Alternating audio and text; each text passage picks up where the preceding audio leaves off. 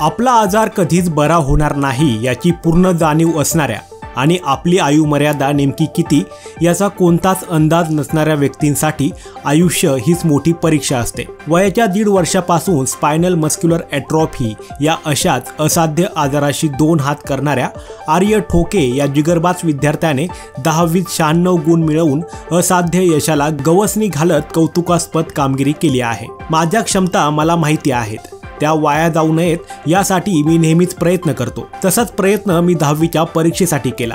असा दृष्टिकोन असणारा आर्य ठोके आज त्याच्या कुटुंबासह शाळेचाही अभिमान बनला आहे। दुसरीपासून कधीही शाळेत न जाता केवळ स्वयं अध्ययनाद्वारे आर्यने 10वीत 96% मिळवले आहेत। उत्तरानगर परिसरात राहणाऱ्या योगेश आणि सुप्रिया ठोके यांचा तो मुलगा असून वडील व्यावसायिक आहेत तर आई गृहिणी आहे। स्पायनल मस्क्युलर ॲट्रोफी हा आजार आपल्या मुलाला असल्याचं समजल्यानंतर आर्यच्या कुटुंबियांनी त्याच्या उपचारांसाठी अनेक प्रयत्न केले, पण या आजारावर जगभरात कोणतेही उपचार नसल्याचं समजल्यानंतर त्यांच्या कुटुंबाने आहे त्या परिस्थितीत आर्यची जडणघडण सुरू केली।